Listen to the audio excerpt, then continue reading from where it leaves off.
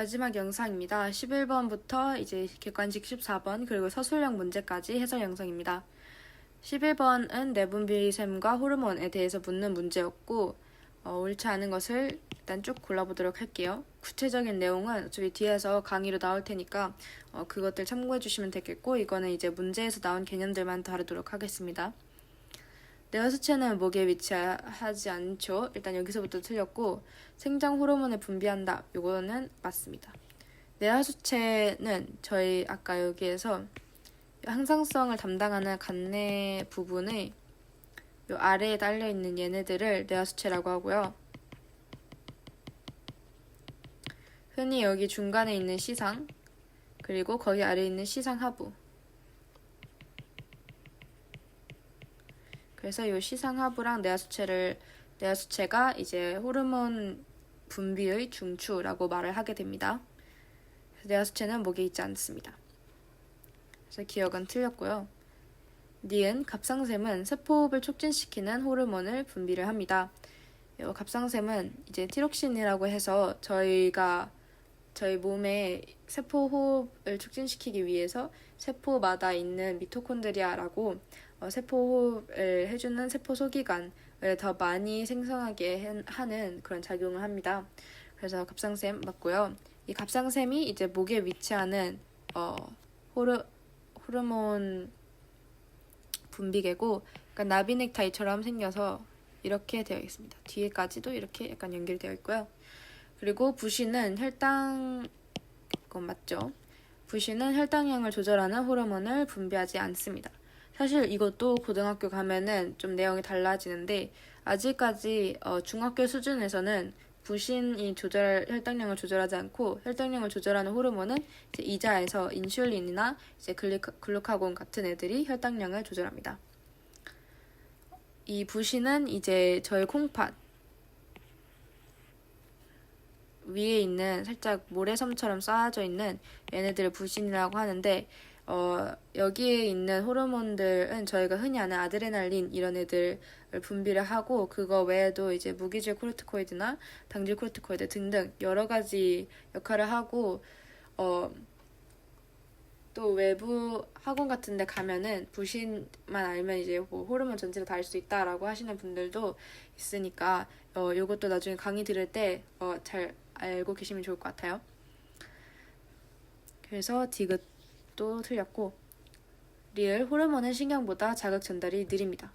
호르몬은 이제 저희 혈관을 통해서 화학 물질로 전달이 되기 때문에 신경은 신경세포가 아예 따로 있죠. 그래서 걔네들을 통해서 신경세포에서 신경세포로 옮겨지기 때문에 당연히 자극 전달이 호르몬이 느릴 수밖에 없죠. 그래서 얘는 맞고요.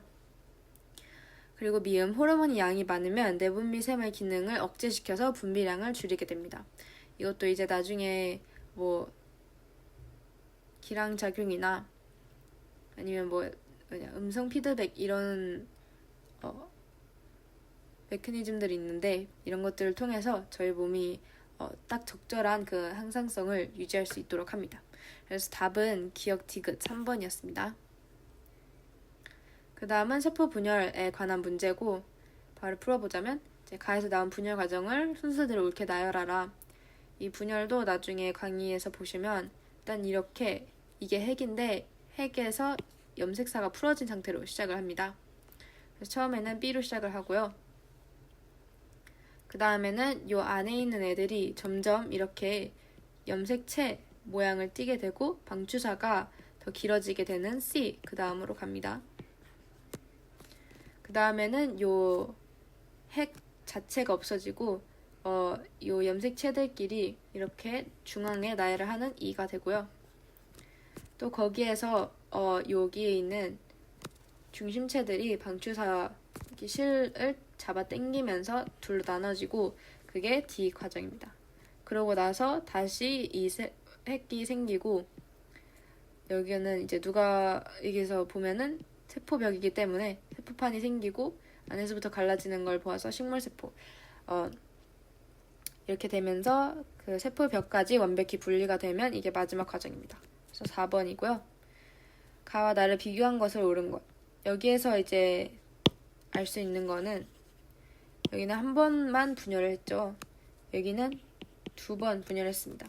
그래서 얘는 체세포 분열이라고 하고 얘는 생식세포 분열이라고 합니다. 그래서 비교를 해보자면 가는 1회 분열하죠. 나는 연속 2회 분열하게 됩니다. 가에서는 염색체의 수는 변하지 않지만 나에서는 염색체 수가 감소하게 됩니다. 얘는 생식세포로서 이거는 엄마의 생식세포 하나랑 아빠의 생식세포 하나가 만나서 또 하나의 세포를 이루어야 되기 때문에 요 하나의 세포의 염색체 개수가 일정하려면 생식세포들은 염색체 수가 반이 되어야 됩니다. 염색체 수가 감소하는 분열을 하게 됩니다. 그래서 2번 맞고요. 가는 생식세포에서 나는 체세포에서 얘는 반대죠. 나의 이분열 전기에서 이가 염색체가 나타난다.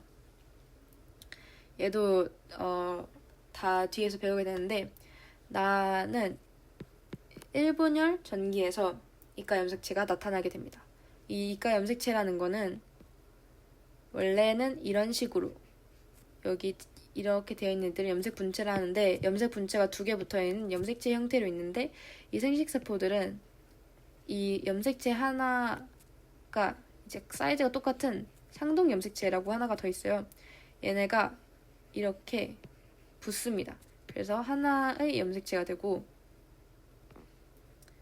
그렇기 때문에 그걸 이가 염색체라고 부르는데 그거는 이제 1분열에서 나타나기 때문에 틀렸고요. 가는 식물세포와 동물세포에 따라서 세포질 분열하는 방법이 다릅니다. 여기에서 세포판이 나타났다 하면은 이거는 세포벽이 있는 식물세포고 얘는 안쪽에서부터 밖으로 이렇게 찢어지는 형태라면 동물세포는 세포질밖에 없기 때문에 안에서부터 밖으로 세포질이 분리가 이렇게 됩니다. 그래서 분류하는 방법이 달라서 2번, 5번이 답이 됩니다. 13번도 유전 관련 문제였는데요. 생명임에서 B형인 어머니와 정상이면서 AB형인 아버지 사이에서 태어난 아들을 특징으로 가능한 것은 그래서 이거는 가계도를 그리셔야 되고 생명이라는 게 X 염색체에 있는 유전자 변이라는 것을 아셔야 됩니다. 그래서 여기에서 가계도를 그리면 어머니, 아버지, 그리고 저희가 알아야 되는 아들 이렇게 하고 어머니의 성염색체는 XX, 아버지는 XY가 될 텐데 여기에서 생명이라는 건 또 열성의 성질이기 때문에 2개가 같이 붙어야지 이게 발현이 됩니다. 근데 만약 여기가 하나가 Y인 경우에는 하나만 있어도 발현이 됩니다. 그래서 생명은 대부분 남자가 많이 걸린다고 하는 이유가 얘는 X 대시 하나만 있어도 생명이 되기 때문인데요. X 대시가 이 안에 생명 유전자가 있다는 뜻이고 없으면은 이게 정상 유전자라는 뜻입니다. 그래서 어머니는 생명이니까 둘 다 있는 경우고 아버지는 정상이기 때문에 없는 경우. B형이라는 거는 이건 또 ABO 혈액형을 표시하는 방법도 알아야 되는데 이렇게 B형, AB형 이렇게 나타나 있는 거는 형질이 이제 발현됐을 때 실제 보이는 그게 B형, AB형인데 얘는 이제 유전자로 살펴보면 BO일 수도 있고 BB일 수도 있는 거죠. 왜냐면 B가 A랑 B는 힘이 같은데 O가 힘이 약합니다. 그래서 B랑 O랑 같이 있게 되면은 B가 발현이 되고 A랑 B랑 같이 있으면 AB 둘 다 발현이 됩니다. 그래서 얘는 AB일 수밖에 없고요. 그래서 여기에서 1개, 여기에서 1개 해서 아들의 혈액형이 결정이 되는데 여기서 될 수 없는 것들을 꼽아보자면 일단 O형이 될 수는 없죠. O형이 되려면 무조건 O여야 되는데 여기에서는 O가 하나밖에 없으니까 될 수가 없습니다. 나머지 B형도 BB 될 수 있고 AB도 될 수 있고 AO도 될 수 있어서 O형 빼고 다 될 수 있죠. 그래서 5번은 일단 틀렸고요. 그 다음에 여기에서 이제 생명 유전자에 대한 걸 살펴보면 여기는 일단 Y 여기에서 하나, 여기에서 하나를 주게 되는데 여기가 남자이다 보니까 무조건 아버지 쪽에서는 Y 염색체만 주고 다른 건 못 줍니다. 그래서 어머니 쪽에서 하나를 골라야 되는데 둘 다 이제 생명 유전자를 지니고 있다 보니까 어쩔 수 없이 아들은 생명 유전자를 지닌 사람이 되게 되고요. 그래서 여기에서 옷의 색깔을 쉽게 구별할 수 있거나 쉽게 구별할 수 있다. 식별할 수 없다. 2번이 정답이 되고 쉽게 구별할 수 없습니다. 그래서 2번이 정답이 되겠습니다. 마지막으로 14번 문제입니다.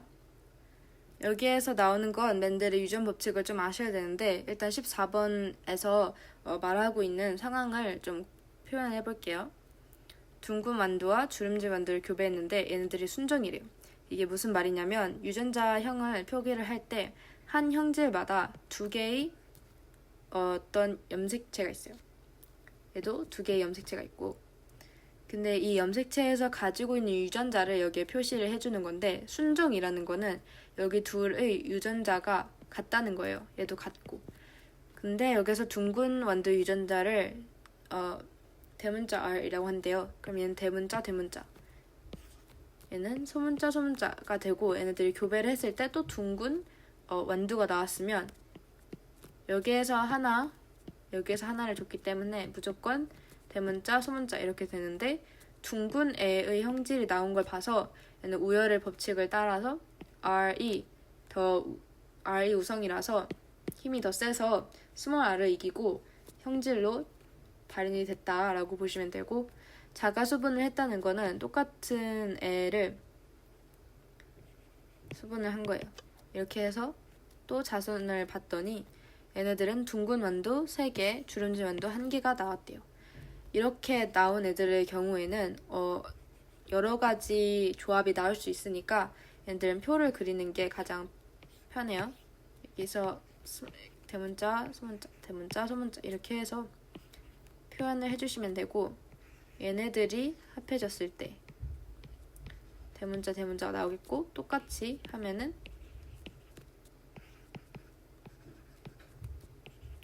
이렇게 나올 텐데 여기에서 김대원, 너 핸드폰이 없는데? 저 충전하고 있어요. 아, 알았어. 여기에서 스몰 r 2개가 있는 경우와 대문자 r 2개가 있는 경우에는 당연히 스몰 r인 이제 주름진 거, 둥근 거가 나오겠죠. 이렇게 합쳐진 경우에는 앞에서도 봤다시피 대문자가 더 강하기 때문에 얘는 둥근 거, 얘도 둥근 거. 그래서 3개와 1개가 나오게 되는 겁니다. 1번 잡종 2대 여기죠. 자가수분해서 나온 애들. 그 잡종 1대. 유전자형이 모두 잡종이 아닙니다. 여기에서 대문자 R, 소문자 R 이렇게 나오기 때문에 순종이 또 있습니다. 잡종 2대에서 유전자형의 분리비는 대문자 2개 있는 거 1개, 대문자 소문자 2개, 소문자 1개 해서 맞습니다. 그래서 2번이 답이었고요. 3번 어버이에서 잡종 1대가 만들어질 때에는 분리 법칙이 적용이 됩니다. 이때 분리 법칙이라는 거는 생식세포가 만들어질 때 이 유전자들 이렇게 형질이 다른 애들은 대립 유전자라고 하는데 얘네들 각각 따로 생식세포에 들어와서 수분이 된 거기 때문에 서로 그래서 잡종 나눠 들어가기 때문에 잡종 2대에서 만약 이렇게 되더라도 얘네들이 따로따로 R